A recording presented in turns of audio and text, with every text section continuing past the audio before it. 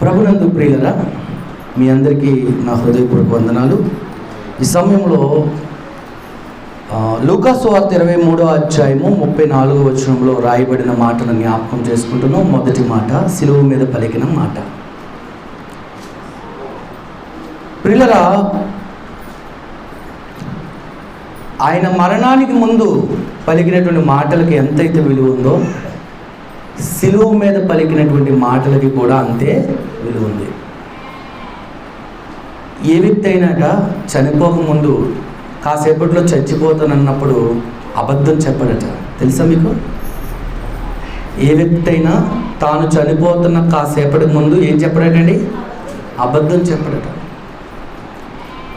అలాగని యేసుక్రీస్తు ప్రభువు బ్రతికిన కాలంలో చెప్పినవన్నీ అబద్ధాలా? కాదు. ఆయన ఎప్పుడు మాట్లాడినా సత్యమే పలికాడు. ఆయన మాటలో నిజముంది, నిజాయితీగా ఆయన మాట్లాడేవాడు.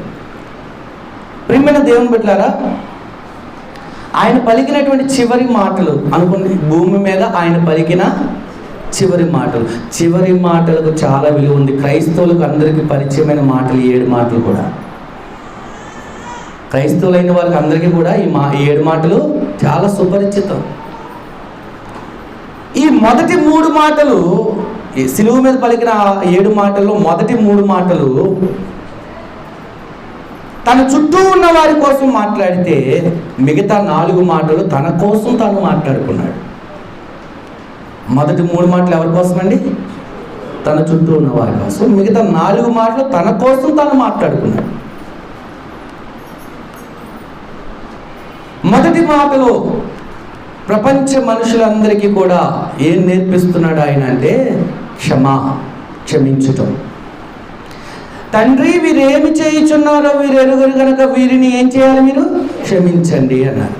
ఎందుకు వారేం చేస్తున్నారు? వారేం చేస్తున్నారు చెప్పండి? సిలువలో యేసు ప్రభు వారికి మేకులు వేశారు, ప్రక్కలో బల్లెపు పోటు పొడిచారు, ముఖం మీద ఉమ్ము వేశారు. ఏమని? కొరడాలతో 1 తక్కువ 40 దెబ్బలు కొట్టారు. చిత్రహింసలు పెట్టారు. ప్రియమైన వాళ్ళరా, చాలా ఘోరాతి ఘోరంగా ఆయనను హింసించారు. ఆయనతో దోబూచులాటలాడారు. ప్రభువా, నిన్ను కొట్టినవాడు ఎవరో చెప్పు మాకు. ఏమన్నారండి? నిన్ను కొట్టినవాడు ఎవరో మాకు చెప్పు అని వెనక నుంచి కొట్టి వెళ్ళిపోయి కొట్టినోడి పేరు చెప్పమంటున్నారు. కొట్టినోడి పేరు చెప్పమంటున్నారు. అంత దారుణంగా ప్రభువుని హింసించారు. ప్రియమైన వాళ్ళరా, ప్రభువుని బాధ పెట్టారు. అలా బాధ పెట్టినటువంటి వారి విషయమై మనమైతే ఏం చేస్తామండి? ఎవరో చిన్న పిల్లోడు ఆ చెట్టు మీద ఉన్న మామిడికాయనో లేకపోతే జాంకాయనో కొట్టడానికి ఒక రాయి విసిరాడు. ఆ రాయి కాస్త పొరపాటున చెప్పండి మీకు తగిలింది. ఏం చేస్తారు? ఇంకేం తిడతారో మీకు తెలియదు. గోలికాయ అంటారు, అయ్యి అంటారు, ఇవి అంటారు, అవి అంటారు. ఆ రథాలు మీరే పూడ్చుకోండి. ఎన్ని మాటలు భూమి మీద ఉన్నాయో అన్ని బూతులు తిడతారు. అందుకే కొట్టింది మిమ్మల్ని చెప్పండి, కాయని పొరపాటుని తగిలింది. ఇంకా బాధతో ఇంకెన్ని తిడతారో మీ ఇష్టం. మరి యేసుక్రీస్తు ప్రభు వారు తాను హింసిస్తున్న వారిని తిట్టారు. ఆయన తిట్టారండి? పోనీ శాపనార్థాలు ఏమైనా పెట్టారా? నీ బూడిదెత్తయ్యా, నీ పేరు మాసిపోను, మనోళ్ళు అంటారు కదా. అలాంటి ఏమైనా శాపనార్థాలు పెట్టారా? నీ పక్షవాత వచ్చేయ్యా అంటారు ఒక ఆవిడ. ఏమొచ్చేయాలట? పక్షవాత వచ్చేయాలా? నీ కాళ్ళు చేతులు ఎప్పుడు పడిపోతాయో, నీ పెద్ద జబ్బు రాను. ఎన్ని తిట్లండి బాబు, ఎన్ని శాపనార్థాలు బాబు. ఒక మాట అన్నందుకు లేదా ఒక దెబ్బ కొట్టినందుకు మనం తిట్లు ఎలా ఉంటాయి లోకంలో? మీరు ఎలా తిడతారు? మరి యేసుక్రీస్తు ప్రభువారిని వీధులలో సిలువ మోయిస్తూ, మోయలేని భారమైన సిలువను ఆయన మోస్తుంటే, ఆయన ఏం మోస్తున్నాడు? సిలువను మోస్తున్నాడు. మోయలేనంత భారమైన సిలువ, బరువైన సిలువ మోయలేక పడుతూ లేస్తున్నాడు. లేవకపోతే కొడుతున్నారు. ఎంతసేపు అలా పడిపోతావు, ఎంతసేపు అలా కూర్చుంటావు అని చెప్పి కొట్టి తట్టి లేపి ఏం చేస్తున్నాడు? ఆయన్ని సిలువ మోయమని చెబుతున్నారు. ఈరోజు చాలామంది ఏం చేస్తున్నారంటే ఇది ఒక చెక్క సిలువ ఒకటి, ఒక అట్టతో తయారు చేసిన సిలువ ఒకటి పెట్టుకుని వీధుల్లో మోస్తున్నారు. ఏంటి ఆయన సిలువ మోయమంటే అట్ట సిలువ? ఏం నేర్పిస్తుంది ఈ సమాజానికి? ఘోరాతి ఘోరంగా ఆయన హింసిస్తూ శ్రమ పెడుతుంటే, ఉమ్ము వేస్తుంటే ఏం చేస్తున్నారమ్మా? బస్సు మీద అలా వెళ్ళిపోతుంటే బస్సు పడక ఆయిల్ వాసనకి ఏమొస్తుందమ్మా? వికారం ఎక్కువైపోయి వాంతి వస్తే కిటికీలోంచి కక్కేస్తాం. వెనకాల వచ్చేవాడికి మీద చిన్న తుప్పర తూలింది అంతే. వెనకాల వచ్చే బైక్ మీద వచ్చేవాడికి ఏం తగిలింది? ఏం చేస్తా చెప్పండి? ఆపి లేదా పక్క నుంచి పోనించి బుద్ధి ఉందా లేదా? బుద్ధి ఉందా లేదా? వెనకాల ఎవరు వస్తున్నా చూడవా అని చెప్పి ఏం చేస్తా చెప్పండి? దెబ్బలాడతారు, గొడవడతారు, తిడతారు. అలాంటి యేసుక్రీస్తు ప్రభువు తన్ని హింసిస్తుంటే, బాధ పెడుతుంటే ఏం చేస్తున్నాడు ఆయన? ప్రియమైన వాళ్ళారా అంటే తండ్రి అని ప్రార్థన చేస్తూ, పరలోకమందున్న తండ్రికి ఆయన ప్రార్థన చేస్తూ, తండ్రి నువ్వు కొంత తొందరపడి వీరిని శిక్షిస్తావేమో, శిక్షించద్దు ప్రభువా, వీరు ఏం చేస్తున్నారు వీరికి తెలియదు అంటున్నాడు. తెలియదా వారికి? కొడితే దెబ్బ తగులుతుందని తెలియదా చెప్పండి? ఉమ్ము వేస్తే అవమానింపబడతాడని తెలియదా? పిడిగుద్దులు గుద్దుతుంటే దెబ్బ నొప్పి పడుతుందని తెలియదా? ఒక పాట రాశాడండి ఒక కవి, ఒక క్రైస్తవ కవి. ఏం రాశాడంటే, ఆకాశానికి భూమికి మధ్యలో వేలాడుతున్నావా యేసయ్యా, పొలం దున్నబడుతున్నట్టుగా నీ వీపు ఏం చేయబడింది? దున్నబడింది. అంటే మీకు దున్నినప్పుడు పొలం యొక్క చారలు తెలుసుగా, నాగటి చారలు. ఈ నాగటి చారలు ఎలాగైతే ఉంటాయో అలా ఉన్నాయి ఎక్కడ? వీపు మీద. గాయం లేని చోటు లేదు, శరీరం నిండా గాయాలే. కొరడాలతో కొడుతుంటే గాయం అవుతుంది, రక్తం వస్తుంది. అంటే కొడితే దెబ్బ తగులుతుంది, నొప్పి వస్తుందని తెలియదండి చెప్పండి? తెలుసు, తెలుసు. మరి ఏంటి తెలియదు ఆయనకి? వారికి తండ్రి వీరు ఏం చేస్తున్నారో వీరికి తెలియదు కనుక వీరిని క్షమించన్నాడు. ఎందుకు వారికి తెలియంది ఏంటి? అది నేను అడుగుతున్నాను. కొడితే దెబ్బ తగులుతుందని తెలుసు, ఉమ్ము వేస్తే అవమానింపబడతారని తెలుసు, ముళ్ళ కిరీటం పెడితే శిరస్సుకు ముళ్ళు గుచ్చుకుంటాయని తెలుసు కదా. మేకులు వేస్తే ఆ మేకుల మీద వేలాడదీస్తే ఏమండి గుండె ఊపిరితిత్తులు అన్నీ కూడా బిగిసిపోతాయి అనే సంగతి కూడా వారికి తెలుసు. వినరా, సిలువ వేయబడినటువంటి వ్యక్తి సిలువ మీద ఏమవ్వాలటండి చెప్పండి? చావాలి. ఒకవేళ చావలేదనుకోండి ఏం చేస్తారు తెలుసా? అవసరమైతే కాళ్ళు ఎరగొడతారు. కాళ్ళు ఎరగొట్టి అయినా సరే ఏం చేస్తారు? చంపుతారు. సిలువ మీద చావాలి. వారి కాన్సెప్ట్ ఏంటంటే సిలువ మీద చావాలి. కానీ యేసు క్రీస్తు ప్రభు వారి కాళ్ళు విరగొట్టక మునిపే ఆయన చనిపోయాడు. ఆయన చనిపోయాడు. ఎముకలలో ఒక్కటైనను విరవబడదు అన్న వాక్య వాగ్దానము లేక వాక్య ప్రవచనము ప్రభు విషయంలో ఏమైందండి? నెరవేరింది. అదొక్కటే జరగలేదు, మిగతావన్నీ చేశారు. ఎన్ని బాధలు పెట్టగలగాలో అన్నీ పెట్టారు ప్రియమైన వాళ్ళు. చాలా హింసించారు. అలా హింసించిన వారిని పట్టుకుని ప్రభు అంటున్న మాట ఏంటి తెలుసా? తండ్రి వీరేమి చేయించున్నారు, వీరు ఎరుగరు కనుక వీరిని క్షమించు అన్నాడు. నేడున్న క్రైస్తవులకు దేవుడు నేర్పిస్తున్న పాఠం ఏంటో తెలుసా? సిలువ పాఠం. సిలువ మీద ఆయన నేర్పుతున్న పాఠం ఏంటి చెప్పండి? నిన్ను వలె నీ పొరుగు వారిని ప్రేమించు, నీ శత్రువుని ఏం చేయాలి? క్షమించు. శత్రువును క్షమించు అన్నాడు. క్షమాపణ ప్రభువు నేర్పిస్తుంది ఏంటి చెప్పండి? క్షమాపణ. ఈ క్షమాపణ ఎవరైతే కలిగి ఉంటారో వారు ఎప్పటికైనా సరే దేవుడి చేత ప్రేమింపబడతారు, దేవుని చేత ఆశీర్వదించబడతారు. ప్రియులారా, క్షమించే గుణం అది యేసు ప్రభు వారు చూపించి మాదిరిగా మీరు కూడా నా వలె ఏం చేయాలి? ఇతరులను మీ పట్ల ద్రోహం చేసిన వారిని, మీకు మీ మీద కక్ష సాధించిన వారిని మీరేం చేయాలి? క్షమించాలి అని నేర్పించారు.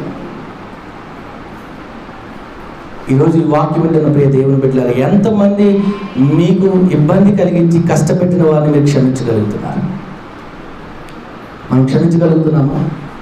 క్షమాగుణం మనలో ఉందా చెప్పండి? ఉందా?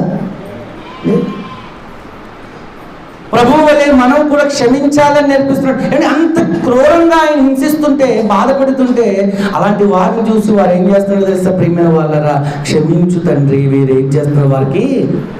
ఏమండి, తిమోతికి రాసిన మొదటి పత్రిక, మొదటి అధ్యాయం, తిమోతికి రాసిన మొదటి పత్రిక, ఒక నిమిషం.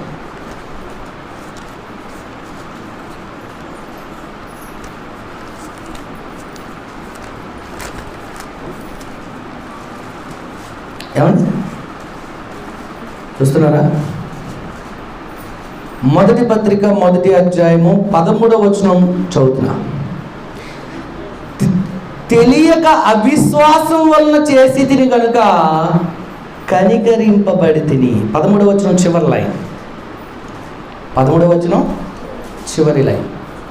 12వ వచనం చదువుతాను చూడండి. పూర్వము దూషకుడును హింసకుడును హానికరుడైన నన్ను తన పరిచర్యకు నియమించి నమ్మకమైన వానిగా ఎంచినందుకు నన్ను బలపరిచిన మన ప్రభువైన క్రీస్తు యేసునకు కృతజ్ఞుడైనాను.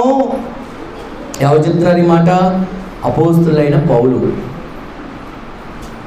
పూర్వం ఎవరంటే, పూర్వం అంటే క్రీస్తు పూర్వం కాదమ్మా, ఆయన క్రీస్తులోనికి రాని క్రితం, రాక మునుపు.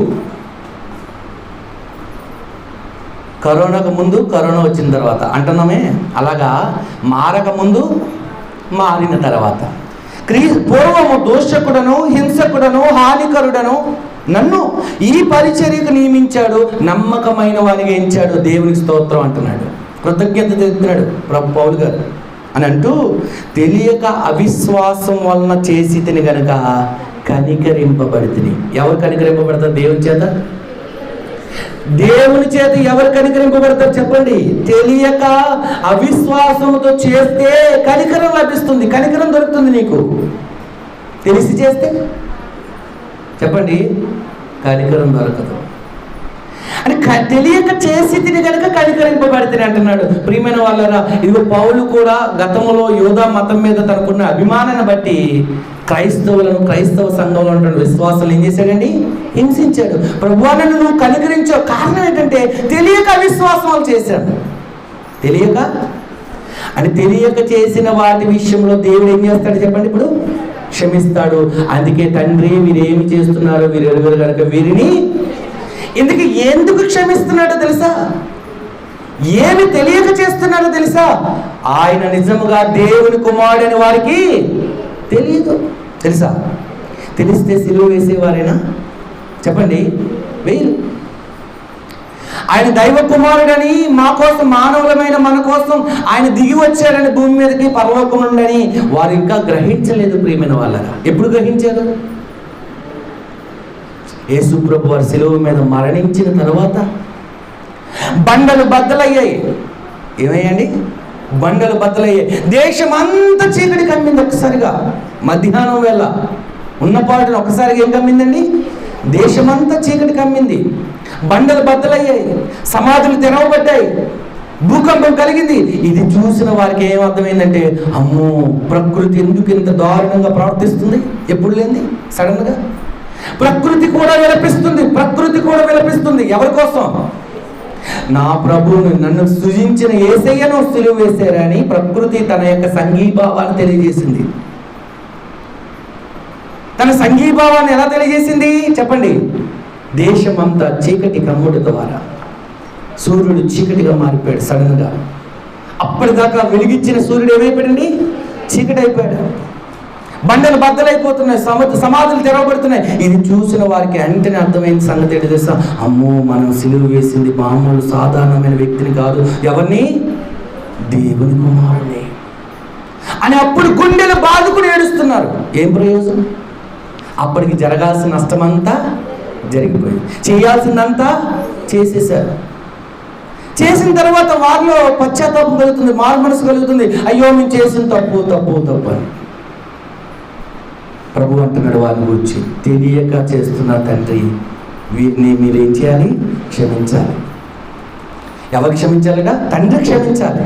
తండ్రి క్షమించలేదనుకోండి, నా కుమారుని మీరు ఇంతగా చిత్రహింస పెట్టారు కనుక, కానీ తండ్రి కోప్పడి తన ఉగ్రత కురిపిస్తే, తను ఇబ్బంది పెట్టే వారి మీద, తను హింసించిన వారి మీద తను ఉగ్రత కురిపించడం మన దేవాది దేవుడు ఉంటారా? ఊడిపోతారా?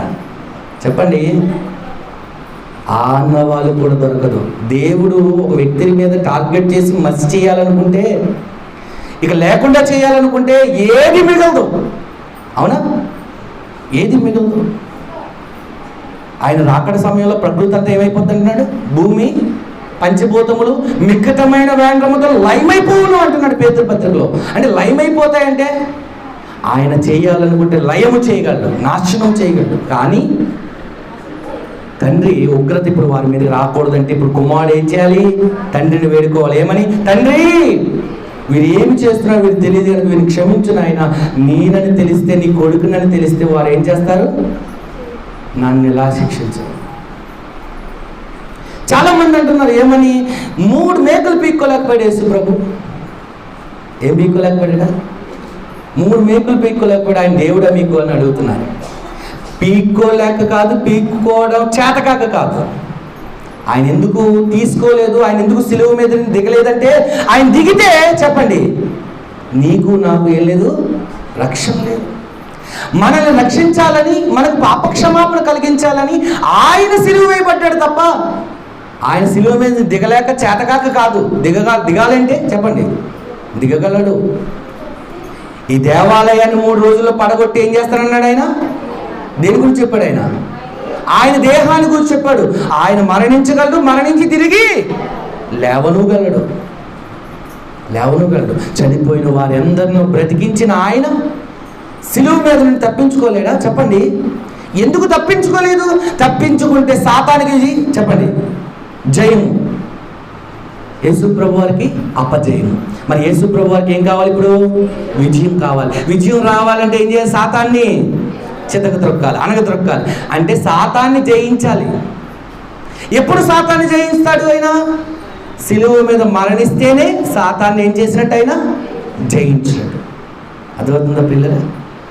సాతాను క్రియలు లయపరచడానికే యేసుక్రీస్తు ఈ లోకానికి వచ్చాడు, ప్రత్యక్షమయ్యాడు. ప్రేమైన దేవుని బిడ్డలారా, అంటే ఆయన సిలువ మీద మొదటిగా ఆయన ఏం నేర్పిస్తున్నాడు మనకి అంటే, ప్రియమైన వాళ్ళరా, క్షమించండి అంటున్నాడు. నీ శత్రువుని ఏం చేయాలంటే క్షమించండి. నీకు ఎవరైతే ద్రోహం చేశారో, ఎవరైతే నిన్ను ఇబ్బంది పట్టారో, ఎవరైతే నీ మీద కక్ష సాధించారో, ఎవరైతే నిన్ను బాధలకి హింసలకు గురి చేశారో వారిని మనం ఏం చేయాలంటే క్షమించాలి. క్షమిస్తేనే మనం దేవుని పిల్లలు. క్షమిస్తేనే మనం ఎవరు అండి? దేవుని పిల్లలు. లేకపోతే సాతాను పిల్లలం అయిపోతాం. మన దేవుని పిల్లలమా సాతాను పిల్లలమా? చెప్పండి. మన దేవుని పిల్లలమైతే యేసుక్రీస్తు ప్రభు వలె మనం కూడా మన వారిని, మన శత్రువులు ఏం చేయాలి? మనం క్షమించి ప్రేమించగలగాలి. అలా ప్రేమిస్తే ప్రియమైన వాళ్ళరా దేవునికి పిల్లలం అవుతాం మనమంతా.